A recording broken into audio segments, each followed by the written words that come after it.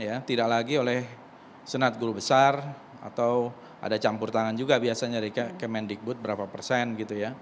Tetapi dengan adanya pemilihan itu oleh kekuasaan ya dalam arti ini, maka kebebasan akademik menurut saya terancam. Karena tentu saja pasti ada konflik kepentingan dalam hal ini.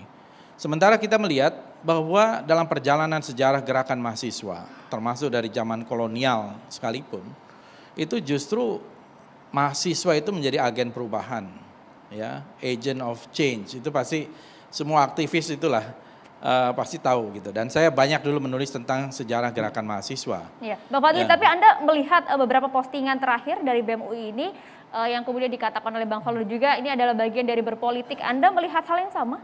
Ya mahasiswa emang nggak boleh berpolitik.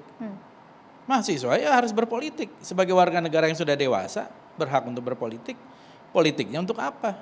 Untuk membela kebenaran, kejujuran, keadilan, Bukan untuk suatu kepentingan begitu ya? probitas dan justisia kalau mahasiswa UI. Kan itu membela kebenaran, membela keadilan, ya, membela apa tadi satu lagi kejujuran.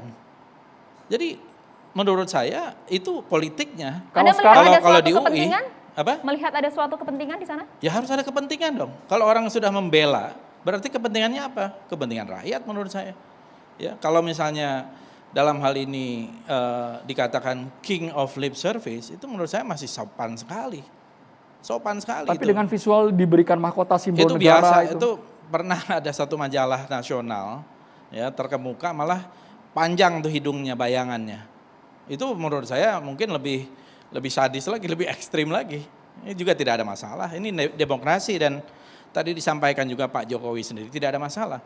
Yang mengherankan adalah kenapa responnya justru dari pimpinan UI sendiri, rektorat Dan juga beberapa dalam hal ini. dosennya. Ya, termasuk Pak Ade Armando. Biasanya kalau di masa lalu itu yang menjawab kritik itu ya pemerintah, bukan sivitas akademikanya. Biasanya sivitas akademika itu melindungi mahasiswa. Dulu Profesor Mahar Marjono, rektor UI, membela para mahasiswa Karena ketika peristiwa kemudian Malari. pemanggilan Saya waktu terhadap- demonstrasi, walaupun saya juga dipanggil, saya juga menyatakan sikap gitu ya, juga tidak ada masalah. Karena Bisa begini memahami. Bang Fadli, beberapa panggilan yang dilayangkan kepada BEM UI dari rektorat itu kemudian ada yang kemudian mengatakan bahwa diawali dengan adanya pernyataan dari Fajrul. Bang Fajrul yang kemudian juru bicara presiden yang menyatakan bahwa tindakan dari BEM UI, mahasiswanya merupakan tanggung jawab dari universitas. Jadi kemudian ada pemanggilan di sana. Ya itu kan satu proses yang sudah menjadi realitas kan. Berarti ada yang merasa terganggu dengan kritik itu. Dalam hal ini juru bicara presiden.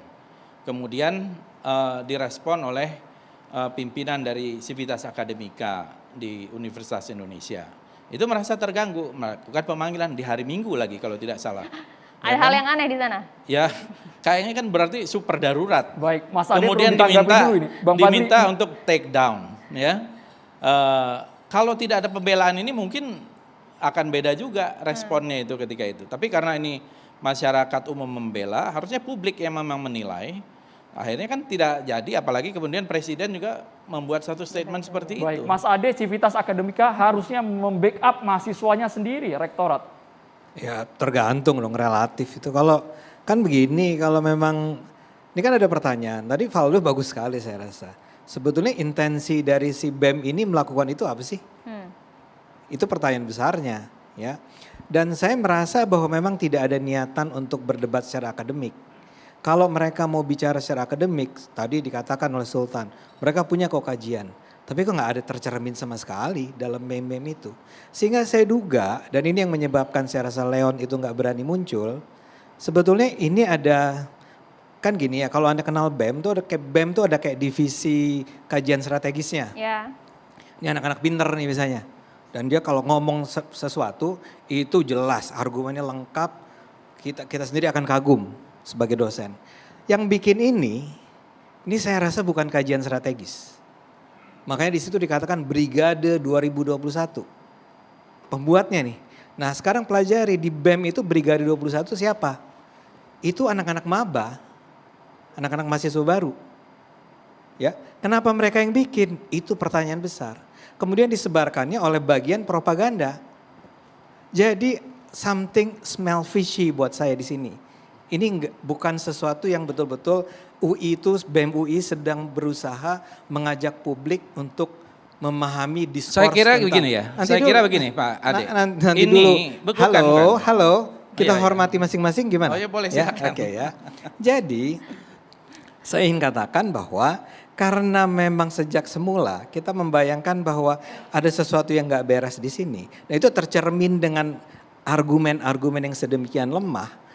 Saya merasa harus menyatakan argumen kalian lemah. Ini dangkal.